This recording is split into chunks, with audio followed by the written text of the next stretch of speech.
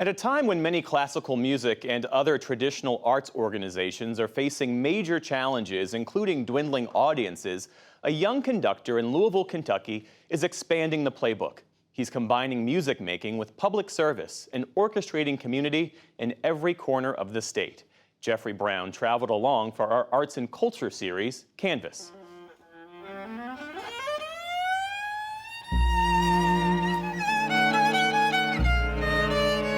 Happy Top Park in the Appalachian Mountains of eastern Kentucky.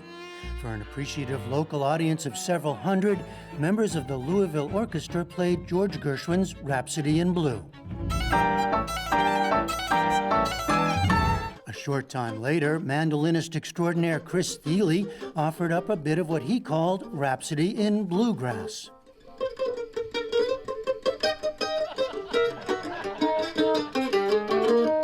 The connector here, in all senses of the word, Teddy Abrams, part-time pianist, full-time music director and conductor of the Louisville Orchestra, a man on a mission.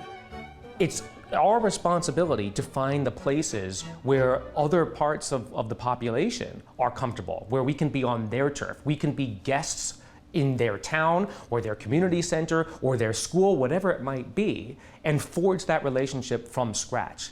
But it's this human connection that people are drawn to. The music is a part of that, but it's human to human fundamentally, right?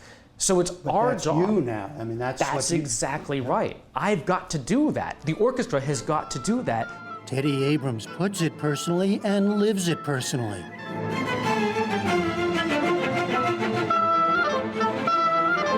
Many nights you'll find him conducting the standard repertoire in Louisville's Whitney Hall, a traditional performing arts space. At 36, he's already nearing his 10th year in the city, having arrived in 2014 at just 27, the youngest leader ever here, filled with energy and ideas about how to transform the orchestra. To be simple, 'tis the gift. But you're just as likely to find him at a place like this, a Louisville church, at a meeting of the Kentucky Refugees Ministry, this group mostly Congolese, trying to bridge gaps, including language, music, and dance. It's just one of many efforts to bring the orchestra and the music into the community through such projects as a rap school. When I say rap, you say school, rap. A Latin American music festival, and an Intro to Instruments program for children. My job is to be a public servant in Louisville. I came here to... You define it that way. 100%, yes. I have a civic role. You build community. You literally build community by using the power of this art form to convene people, to make them feel like they're living in that kind of communality. That's the power of what we do. Abrams himself comes from California's Bay Area. He played piano and clarinet as a child, studied conducting starting at age 10, and was mentored by one of today's greats, Michael Tilson Thomas. When he got the Louisville job, he went all in, moving and living here full time. That may sound routine, but it's not always the case in the classical music world, where globetrotting conductors might spend just parts of the year in the cities where they lead orchestras. Why did you choose to do so? I think it's necessary. You have to be here to meet people. It's not just about shaking hands with people after a concert. That's not enough. It's the act of living in a place, of getting into the rhythm and flow and listening to people and spending time with them. It also sends a signal to my neighbors here in Louisville that I believe their city is a great city. It's a city where I can live myself. And I'm telling them that I believe in this place. Louisville, Bourbon City. It's a city that promotes its bourbon industry and its horses at Churchill Downs, the home of the Kentucky Derby.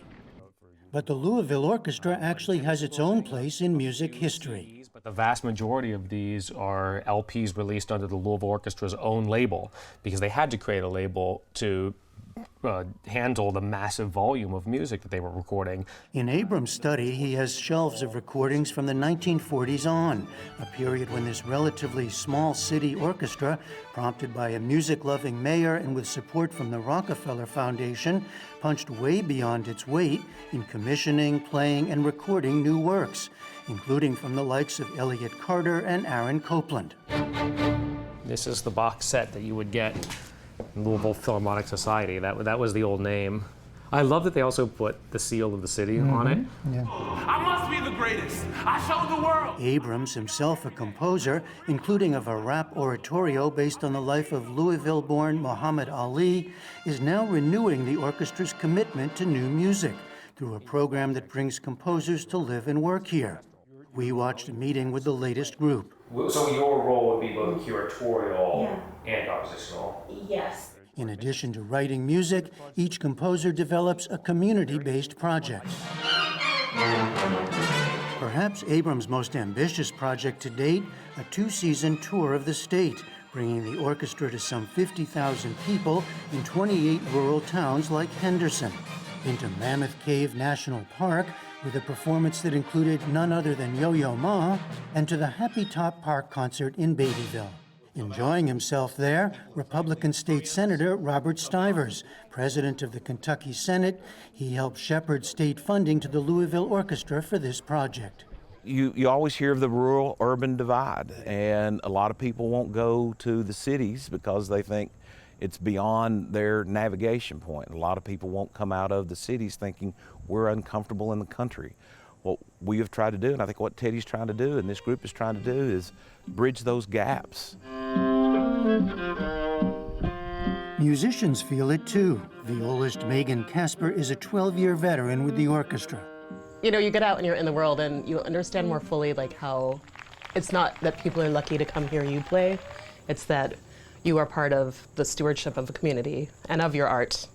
And that is just as important as how well you play is.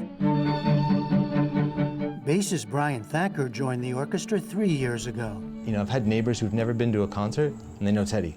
They know the work he's doing. There's an energy that is kind of infectious, and it's pretty exciting.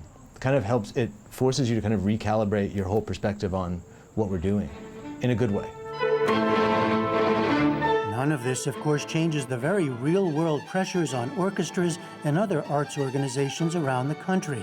Abrams offers one model to take those on directly, one that can, he knows, come off as bordering on a cult of personality, saving classical music, even saving the world. I understand, look, you're not going to solve issues of racial division and deep historical divides and demographic challenges. You're not going to just solve the urban-rural divide with a single orchestra concert. That's not what we're talking about. But we all have to try. If Americans don't step up and try with whatever skills or whatever talents they have, then we're lost. In the meantime, one concert under the moon and stars of the Kentucky mountains isn't a bad place to start. For the PBS NewsHour, I'm Jeffrey Brown in Beattyville and Louisville, Kentucky.